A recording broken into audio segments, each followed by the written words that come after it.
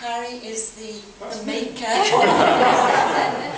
of these fabulous pieces of sculpture that we've got here in the middle of the room, and also we've got a great piece on display downstairs. Thank you for letting us have those pieces here during the exhibition.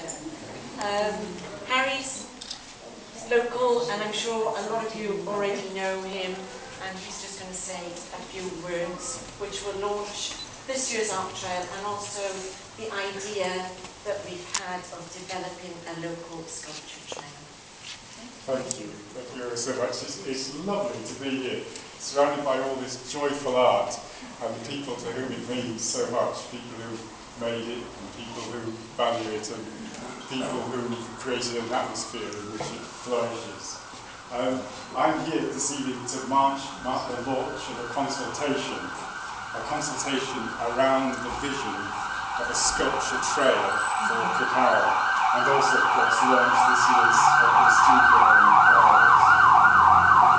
In Crickhowell, I'm always struck, as I'm sure you are, by the stone bridge, and I'd like to draw on the image of the bridge to illustrate the links between the inner world, where images are created, and the outer world, where they've got to find a place to live.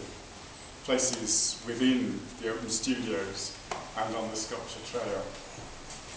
At one end of this bridge, on one bank, somewhere in the head, are feelings that are private, symbolic, intellectual, meaningful. And they're different in detail from every artist. But I thought I'd describe something I know about, which is the birth of one of these sculptures here, to illustrate it. This one is called Reflections, and it comes first of all from an experience of looking deeply inside yourself, centering yourself, meditating without distraction, and feeling the way your thoughts are born from outside the world and go right into your heart. And for many years, that's an experience without an image, without a way of capturing it. And then one day, a little baby crawled into my bedroom and saw herself in the mirror that I had there. And I suddenly realized that the mirror, instead of being like a mundane object, was something you could see yourself in. And it could be an image, a metaphor for the mind.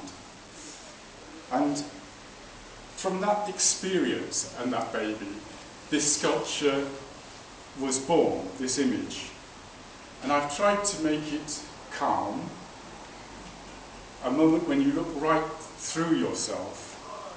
And the sculpture shows ribs and muscles, but not in a sort of death way or a fearful way, just because they're there.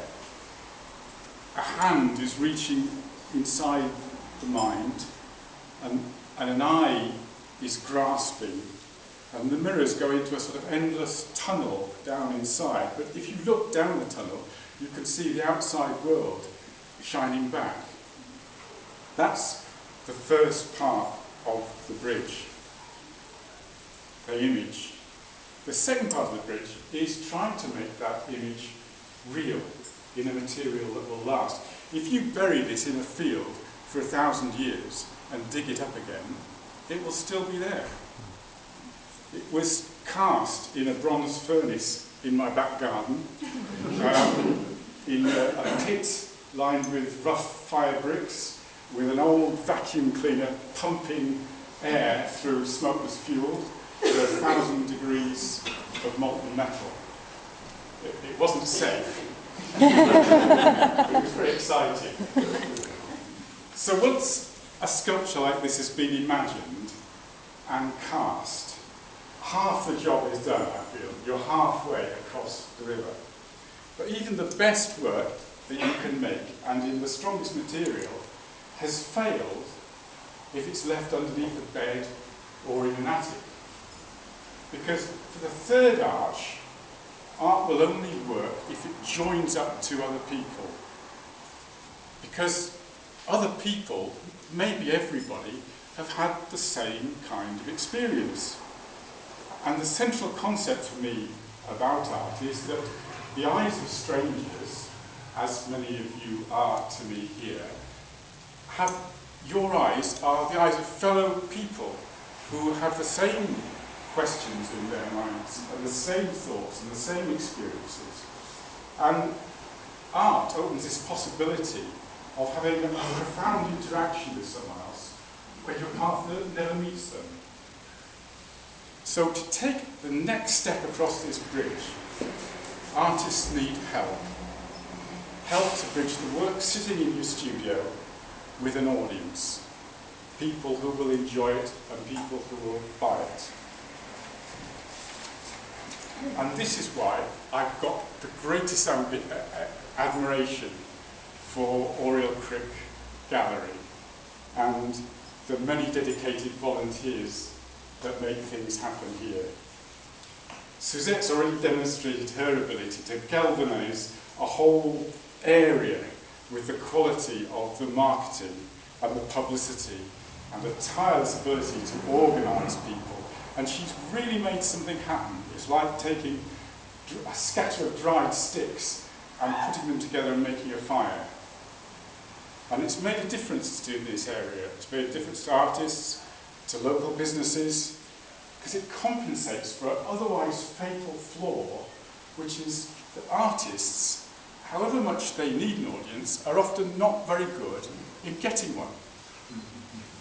So I've just tried to describe a bridge between a private vision to a solid object to a social process, a bridge from one bank to another. It's quite a long journey. But the success of these open studios, it leads directly to a vision of a more permanent display, a sculpture trail for Crickhowell, an idea for another arch of this growing bridge.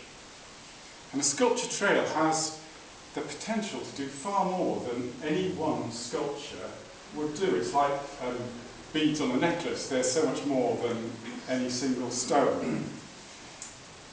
And even more than this, there's an ambition of adding another layer of history to this historic town. People are constantly doing that through roads and buildings, but this is in a creative and meaningful way.